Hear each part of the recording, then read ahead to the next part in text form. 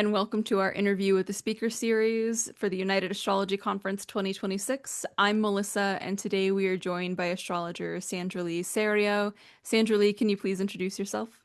Yes, I am Sandra Leigh Serio, and I love UAC. I've spoken at many UACs, and I think it's a great opportunity to bring people together from all over the world, and to with any kind of interest in astrology at all, and to be able to attend lectures for beginners, for advanced people, for different methods, different approaches. I mean, it's very, very exciting.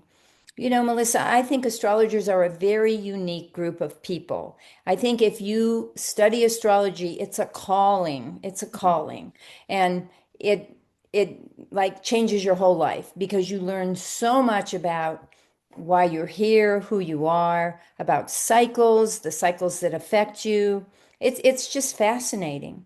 And honestly, I'm glad, I'm happy that the scientific community doesn't support us, because if they did, we'd never be able to get anybody's birthday. If they realized how powerful a tool this was, hmm we would be in big trouble. So I'm really happy with the state of things, and also with the fact that the internet has allowed a lot more people to get into astrology.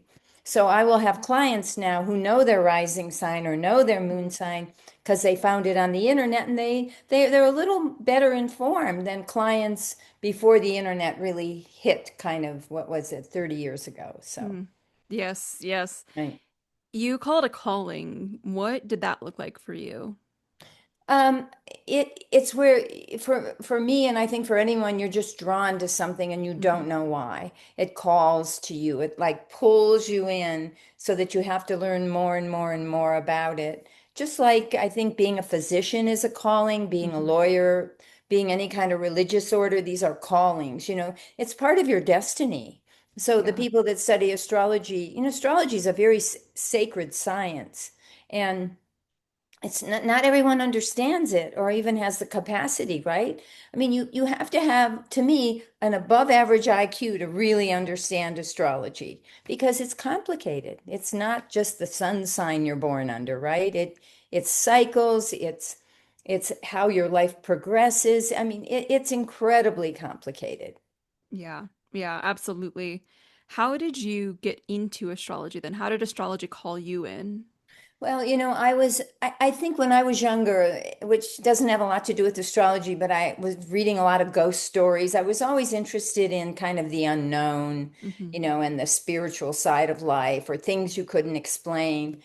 And then for some reason, I remember always asking people their birthdays without knowing why. And then when I was 23, I was in a really bad marriage. I mean, like the worst kind of marriage you could be in. And then I got sick, and I thought, well, what's going to happen to me? I want to know. So there was some woman in the neighborhood who knew astrology, and I went to see her. And honestly, she didn't tell me that much at all about anything that I remember, but it got me interested. So in those days, you could go to the library, and I just became a library hound and got all kinds of books on astrology. And it just made sense to me. It was an instant connection. Like, oh, yeah, I understand elements. Oh, I understand quadruplicities and modes. And like, it just made sense. And a lot of times people don't realize astrology is mathematical. And you hmm really have to be somewhat good at math in order to be a good astrologer. Because yes, the computer does all our math for us now, but if you know the math of astrology, how to construct a birth chart, you recognize when there's a mistake on the computer or with the hmm chart. And it's never the computer's fault. It's always human input, human error that hmm caused the mistake. Yeah, absolutely. So did you start, I guess, how long have you been practicing astrology? Well, I've been full-time astrologer, totally supporting myself with astrology since, oh, a long time ago, 1981. So Oh, that would wow. be like 44 years is when I became a full-time astrologer. That's impressive. Yeah, 44 Congratulations. years. And again, it was a calling. It was part of my destiny. I realized that. I mean, if past lives really do exist, which many astrologers think they do because we see them in the chart, if that's the case, then I know I was an astrologer in another lifetime. I know I studied these kind of things. Nice.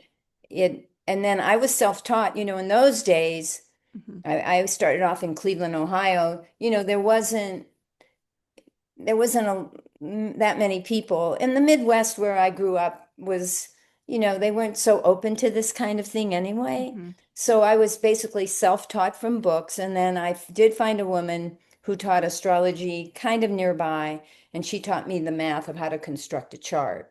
Nice. So and then I started attending lectures and then conferences, and that's where your whole world just blossoms out.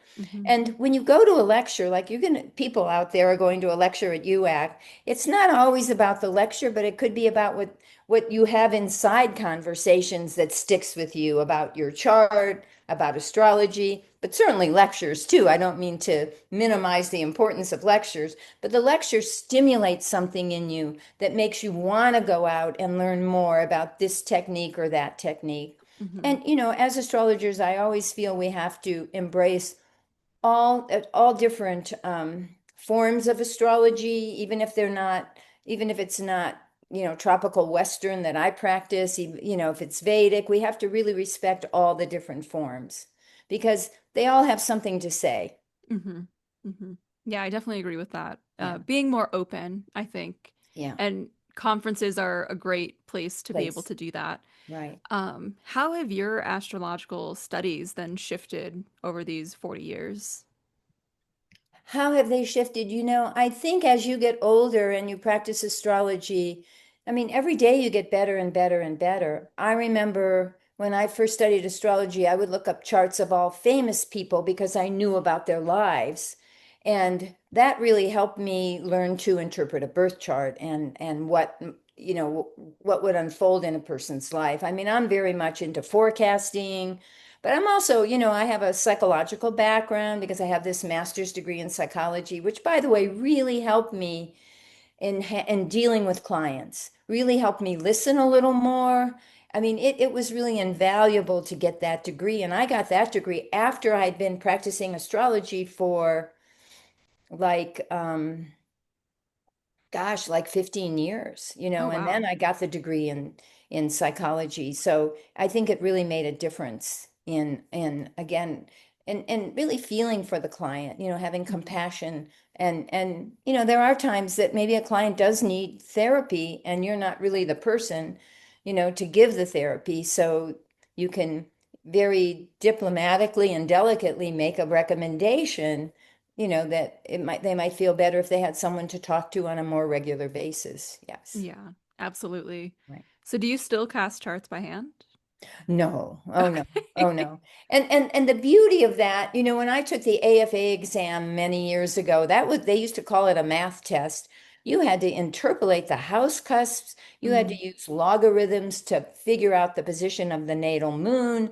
And so, I mean, it was worthwhile because you learned so much about navigation and the sky and the horizon and then just like a year ago, maybe 2 years ago, I took a class on astronomy that was taught by nice. astrologers, and that was incredibly fascinating. I learned a lot more, but also there were things that I knew, that were astronomically based. Hmm. So I just think you can't get enough of it. You just want to learn more and more, new techniques, new things that come up. But I think as to really answer your question, I think I became a better astrologer as I got older. Hmm. And the important thing is to give the client information, but also listen to the client. Yeah. I mean, Yeah. you see so many charts. There was this book out by Malcolm Gladwell called Outliers. And in that book, he said if you study something or work at something for 10,000 hours, you become an expert. And there's no doubt in my lifetime that I have seen 10,000 charts at the minimum. And then he gave wonderful research as to why he believed that. So again, the more astrology you do, the better you become at it, because Hmm. you see all different charts, and you see a configuration in the chart, and your last client had this issue, and so you bring that to the client you're talking to. You figure, this is astrology, the angles, the planets are principles that operate in our life, and they're the most important thing. And that's why I think we should not take issue with any other practices of astrology, because it's the planets that are universal to Hmm. all any kind of study of astrology, any kind of form of astrology. Boy, those planets are it, because they're principles, experiences that we're going to have in our lifetime. And and they say a lot, especially when they're on an angle in the chart. It's like, wow, that Hmm. really kind of makes really kind of solidifies your destiny. Like, this is my destiny, right? I have Uranus on an angle. It's on the midheaven. Uranus, though, is not necessarily the planet of astrology. Some people think it is. Mercury's more the planet of astrology. But with Uranus, it's like I had to be different. I had to do something different in my life. And to me, there is a connection, because Uranus rules Aquarius, to astrology with the planet Uranus. So again, the chart has everything about the soul, about this lifetime, about experiences and events. Events are a little more difficult to predict, because the experience your client's going to have. Like, Hmm. if there's a bad Saturn aspect to their natal Venus, which happens every 28 years or so, they're going to feel a loss. Hmm. Now, depending on what house it's in, the loss could be a person, but that's probably less likely than a loss of a job, a loss of giving up one of your dreams or wishes. And so they're going to have an experience of feeling this loss, but you don't always know, well, what event is that going to bring to them? So that's where you have to be a bit intuitive, and you just have to try to even present it to a client in terms that they would understand. I mean, I say there's a big disappointment. You may feel someone going out of your life, but people go out of your life, they don't necessarily die. Hmm. They move away, they move on to other friends. There's different reasons why they go out of your life. So again, it's kind of learning these techniques, which I know probably any lecture at UAC is going to have some incredibly good technique to teach to the attendees. Well, yeah, and I was gonna say the like imperative to those 10,000 hours is events like this where you're able to just be in constant conversation with people who have more hours than you or have less hours than you and all learning from each other. So you've been to UAC in the past. Can you tell me a little bit more about what that experience was like? Well, you make friends, I mean, you make friends for me, all over the United States. I still have those friends that live in totally different areas. I live now in Boulder, Colorado, a very liberal place that's very upbeat about astrology. When I first moved here 31 years ago, the guy that connected my telephone when we had landlines, he knew his chart. I mean, where do you live there's so many people that are so open. But anyway, I realize I got off the topic. So your question was, going to a UAC, you said, what did I learned? I met people, I Hmm. connected with people. Um, and you kind of form your own little kind of nucleus. They're either your age, or they're more interested in, like, I'm interested in past lives, reincarnation. I'm interested in your soul purpose. And they have a similar interest. So it's wonderful to go to these conferences to connect with these people. Now at UAC, they'll be all over the world. But yes, you're right. These conferences add to the 10,000 hours. Because even if you go to 5 lectures in a day, that's 5 hours right there for how many days? So Hmm. it builds up. Yes. That's awesome. So Yeah. what are you looking forward to with the conference in Well, 2026?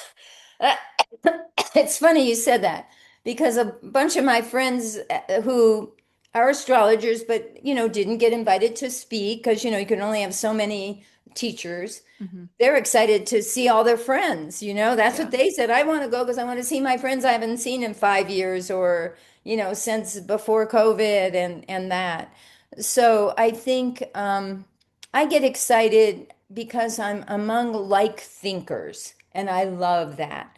And you could just have these conversations. Oh yeah, my Venus is in the sixth house and I've got the moon in the 12th. And they understand, it's like our own language, right? And they Hmm. understand that.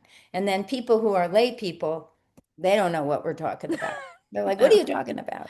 I always feel that the birth chart is very psychological. It's really about your character. And I mean, this is your character. And it's personality first, it's character, and character is destiny. So that's how I see the birth chart. And I that's love why I that. like to go to conferences to see, are they going to add anything new to this? Hmm. Something that I know about, but I've never really studied in depth. So it really brings great awakenings to people who go to a UAC. Yeah. Yeah, I'm very excited for that next year. Well, thank you for joining us today. Where can viewers find out more about you? Well, my website is my name, which is sandraleigh.com, but Leigh is spelled Leigh. And Okay, they could go to my perfect. website and find out more about my background and me and about consultations. But thank you. Perfect. Yeah. I will pop the website down below, and if viewers are looking for any more information on you or on our other speakers, then they can head to uacastrology.com. But otherwise, thank you so much for joining us Oh, today. you're welcome. It was a delight. Thank you. Thank you for joining us today. You can find new episodes on our channel every Monday and Wednesday, continuing through to the United Astrology Conference in 2026. We also invite you to attend UAC 2026, taking place in Chicago, Illinois from September 3rd to the 9th. As the largest astrological conference in the world, UAC offers an unparalleled opportunity to deepen your astrological studies and connect with a global community. With over 270 lectures, more than 180 esteemed speakers, and 1,500 attendees, this gathering is a cornerstone event for both seasoned professionals and dedicated students of astrology. For details on registration, scholarships, volunteer opportunities, or advertising, please visit uacastrology.com or refer to the links in the description box below.